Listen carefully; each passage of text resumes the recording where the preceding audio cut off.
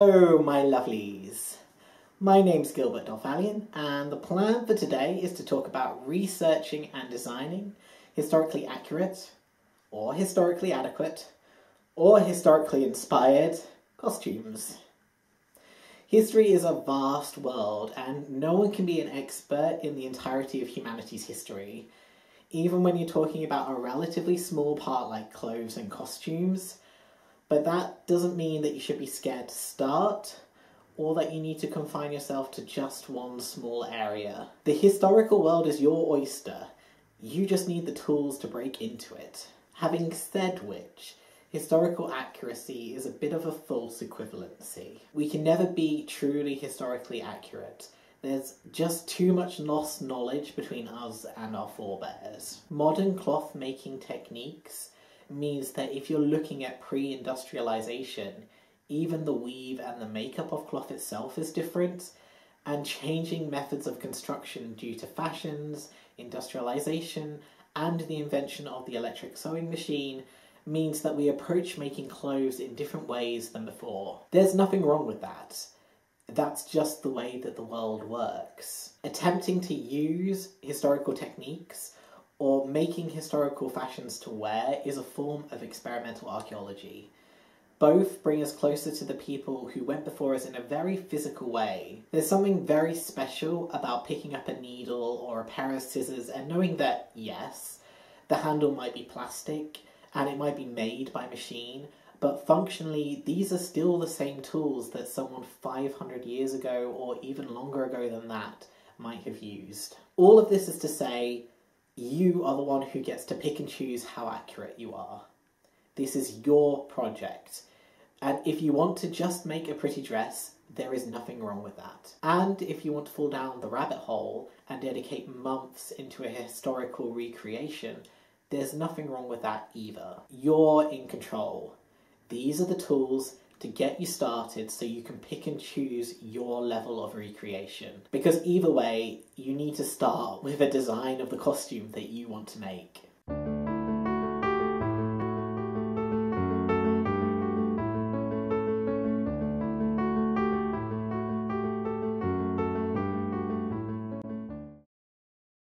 Sources. Before we start, we need to discuss sources. A source in academic context is anything that you use to reference your work. This can be books, it can be original garments, it can be patterns. There are three types of sources: primary, secondary, and tertiary. Primary sources are anything created during the time of research.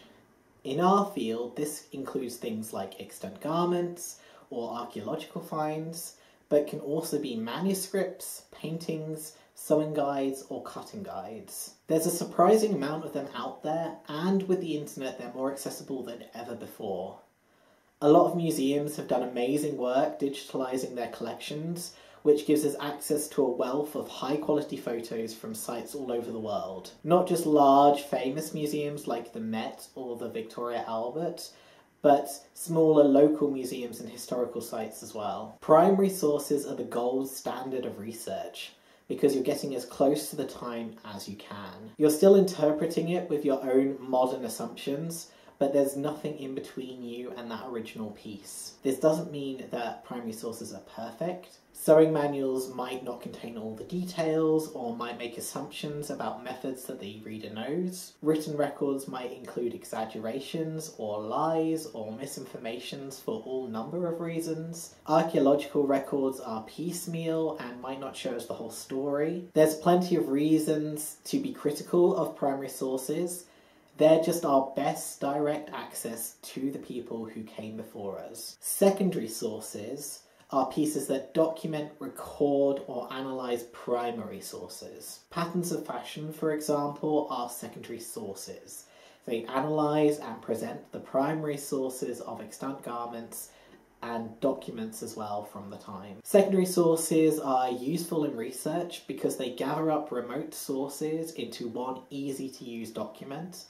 But because they're one step away from that original, you always have to be careful. Every document has an author, and every author has their own biases, unconscious or conscious, which can go into their writing. And then there's accidental mistakes or outdated information, which can also affect a secondary source, especially the latter as we make leaps and bounds in archaeological techniques. Fashion history is a relatively new subject, so it's only natural that research has moved on in places. On the other hand, secondary sources are a direct access to someone else's expertise. No one has the time to be an expert in all fields, so why not take advantage of someone having compiled what they know for you? That's exactly what experts are for, what people train and study years for. Just remember that even with all of that training, they're not infallible, and read with an open mind and make your own conclusions. The final form of source is tertiary sources. These are sources that compile secondary sources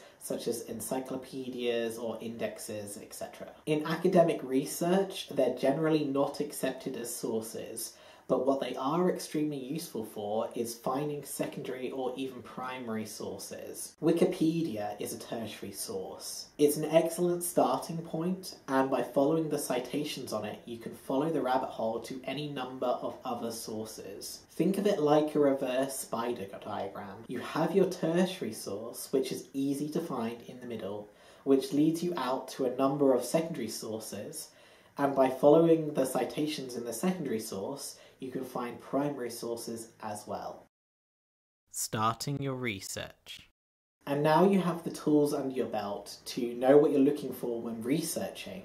Let's talk about the research process for a historical design. The first process in any design is to narrow down exactly what you're researching. You should already have an idea of what you want to make in your head. It might be something vague, like I want to make a Victorian dress. Or it might be something more concrete. For example, I'm going to make a historically accurate version of Disney's Robin Hood. Either way, your first step is to narrow that down. Obviously, the broader your initial starting point is, the longer you will take as you have more to work down from. Start by researching around anything that you know for certain you want to work with. If you want to make a Victorian dress, start narrowing down precise styles and therefore dates that you like by going through guides for each decade, so you can see the changes. And then when you find something that you think you like, start looking for fashion prints or extant garments from this period to really narrow down a date or a style. If you're looking for a pre-existing character like Robin Hood, start by looking them up. Robin Hood's a folklore hero, so there's no precise dates for him, but the film version was active during King John's reign in England. That gives a nice narrow date, at least for this time period, of 1199 to 1216. Look on search engines, look in libraries or books, look into museum collections, both online and in person if you have the opportunity and it's safe to do so. Each secondary source should have a list of citations in the back.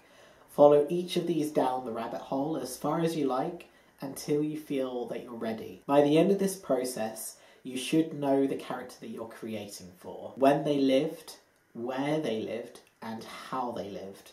How much money they had, what social class they belonged to. These three things are going to be the key points of your research going forward, because they'll allow you to fine-tune your research and find exactly what you're looking for. But remember, unless you're a professional working for a client, none of this is set in concrete. It's still your project.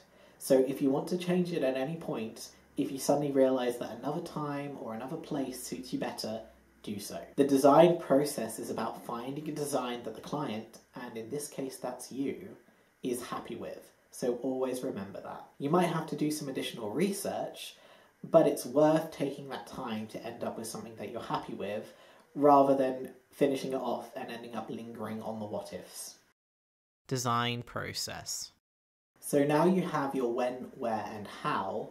How do you narrow those down into a design? This is the point where you start to look at all of the information that you've assembled and start to pull it into something that you can actually make. Fall back into your research, and this time you're looking for images and extant garments in particular. Pick out the features and aspects that you like and combine them into the garment that you want to make. Don't worry if, like me, you can't draw. There's plenty of ways around this. If you're good at photo manipulation, maybe you could take a dress from a painting and superimpose it onto a picture of yourself, or make yourself a cutout doll and print images and cut them up and make a montage dress from them. You can trace a base figure if you're more confident at drawing garments than you are at drawing figures. And don't forget, you have the advantage of modern technology to play around with colours and shapes without having to start from scratch. If you have the shape of your piece down, scan and print a bunch of them so you can play around with colours, or use image software to play around with colours digitally. You don't have to have a perfect watercolour. All you need to do is have a visual representation for yourself so you know what you're aiming for. If I go back to my historical Robin Hood example, having found my dates and place, I then dove deep into medieval manuscripts from the time. I was searching for archers in particular for obvious reasons, and found one manuscript that had an archer with a tunic and a surcoat or a tunic on top of it, which was just what I wanted. I did need to add a hood though, so I found examples from the same manuscript to use as a base. Colours were fairly obvious in this case, but if I wanted to play around with them, I would have scanned the line art and played around until I settled on something that I wanted. Further research. Once you get into the finalising stages of your design, it's time to start thinking about how you're actually going to make the piece. The first thing you need to decide is how many historical techniques you want to use. Do you want it to just look right and you're not concerned about using techniques from the period? Or are you aiming to try and recreate it how it would have been made as well? There are lots of things that might affect this decision outside of your own desire. Time and money are two big ones. But knowledge is always a factor as well, although that is an easier one to adjust. With that decided, you have 3 areas to make decisions in: fabrics, patterns, and technique. Fabrics is the easiest, most exciting, but also the scary one. Fabric is expensive, especially natural fibres. Look into what materials were mostly used in your type of garment. This is where the social class of your character also comes into play. If you're aiming for someone of lower or middle class, they would have used cheaper fabrics at the time, which also equates to cheaper fabrics today. Remember that a lot of fashion history, and history in general, is slanted towards the upper class, and it can be harder to find details on the middle or lower class and their dress. Just because it isn't necessarily so glamorous doesn't mean that it isn't interesting though. You probably already have a good idea of what colours you want to use by this stage, but this is also the time to think about what dyes and colourants were available at the time and what colours could be achieved. Even when only natural dyes were available, the choices might surprise you, but it will still be different than what we can get with chemical dyes today. And obviously think about the drape and weight and all the qualities of the fabric that you'll need to achieve the shape of the garment. As much as our wallets would like to think it, polycotton or even cotton twill just isn't a structural replacement for silk or wool, or vice versa. It just acts differently when hung on the body. Finding fabric is a different task onto itself, and involves a different type of research altogether, as well as local knowledge, so I won't be covering that today. But going out armed with a list of exactly what you want will help a lot. Patterns are another thing to consider. We're lucky to have so many options for high quality historical patterns available to us today, which can make life a lot easier for us than for the people who went before us. But remember that commercial patterns are, at best, a secondary source, and not necessarily based in history at all. If you're planning to use a pattern, do your research on the company, see what research they do, and look at the pattern itself and compare it to historical patterns if you can, or the final product with images from the time if not. If you can't find what you want, or want to make it yourself, you can try to draft one yourself using historical guides if they're available, or trying to draft something from scratch if not. The latter will be difficult and will take a lot of trial and effort, but is an established method of experimental archaeology, especially for periods where we only have scraps of information. In more documented periods, you might be trying to reinvent the wheel, but you never know what you might discover along the way. So there's absolutely nothing wrong with that. Historical cutting and sewing guides are available from a surprisingly long period of history. They exist as far back as the Renaissance period, although the information with them is sparse. And even earlier than that, we have archaeological reconstructions of extant garments, like the ones in Medieval Garments Reconstructed. This is where you want to look into things like Patterns of Fashion and Bertha Banner's guide, along with things like patents if you're doing corsetry or other support garments. And of course, the closer you get to modern history, the more information you'll find, which means that there'll be more information to sort through. It's definitely both an advantage and a disadvantage. But whatever the case, if you're self-drafting, you're going to need to give yourself more time. Both the drafting and the mock-up process are going to take longer.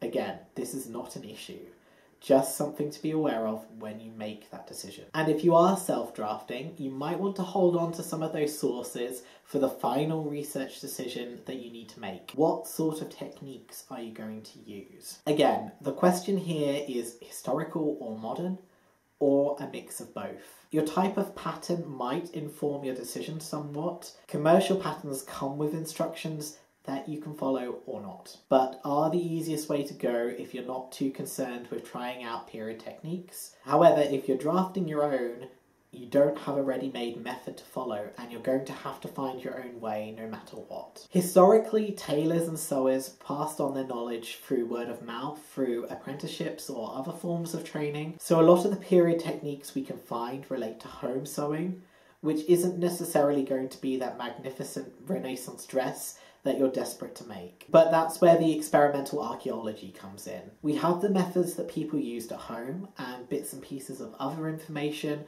from the stitches on garments to the information that was written down, and we can try and piece all of that together into something as close to what we think might have been used as possible. We'll never know how close it is, and we're always at a disadvantage being home sewers that are not doing one piece day in, day out as our full-time jobs. But that shouldn't stop you from trying to be as accurate as you want it to be. If you want to try hand sewing but are daunted by the idea of doing an entire garment, maybe think about doing the finishes in a period way. Finish the hems and any top stitching by hand, but do the seams and the seam finishes by machine. Maybe you just want to try a period method of finishing your seams. There's nothing wrong with just doing that and doing the rest of your garment by machine. This is your garment and your project. It's your choice what you do historically and what you don't. But if you are going to stick to historical methods, period sewing guides and extant garments are going to be your guide. And so is YouTube. A large part of experimental archaeology is looking into what experiments other people have done and building on them. Watch what we do and try it for yourself, or try it another way if you think that would work better. There's no right or wrong in this. We're all working together to amass knowledge and improve on what we know, and the more people that try, the more our knowledge will grow. Summary. In summary, research is the main guide to a historical design. You can do more or less of it, depending on how accurate you want to be, but to get the look down, you need to know what you're aiming for, and that involves research. The 3 things you need to work out during your initial research is when, where, and who. When would your garment have been worn? Where would it have been worn? And who would have worn it? Once you have that down, you can start narrowing down your search to exactly what you want, and then putting your ideas and all the things that you've seen that you liked down onto paper or onto screen, or however you want to assemble all of the information that you've gathered into the image of the garment that you want to make. And then before you start making it, there's 3 further things to research: fabric, patterns, and technique. Use tertiary sources to lead you towards secondary, and then primary sources, and then combine these with other people's experiences and experiments to prepare yourself for the level of recreation that you want to aim for. And above all else, remember that everyone has to start from somewhere. Each step you take on this journey will be the start of accumulating knowledge, which will build up more and more with each bit of research you do and with each costume that you do. Learning is always a continual process, and you will make mistakes on the way. but there's nothing wrong with that. If you look back on a previous costume and see a lot of errors with it, that's just the proof that you've grown, both as a sewer and a historian. So see it as a positive sign and a sign of growth, and continue to journey forward. My question for you today is, what kind of researcher are you? Do you make a ton of messy notes that you never go back to? Or do you end up with a browser that's stuffed full of tabs and bookmarks to come back to you later? Or are you super organised and know exactly where everything is? I have to do things by hand because otherwise they go in one ear and out the other. So I'm always writing things down, but I very rarely actually go back to them because I find that the act of writing them down secures them in my memory. So that's pretty good for me. Thank you for watching through to the end. And a huge thank you, as always, to all of my lovely subscribers and to all of my coffee donators who have been so incredibly generous. Thanks to their help, I've been able to start upgrading my equipment. So if you see an uptick in quality over the next couple of months, you know who to thank. If you enjoyed this or found it helpful, please think about giving me a like and subscribing if you're not already for more sewing and costume related content, or donating to my coffee to help support the channel. Stay safe, stay sensible, and I shall see you again soon. Bye!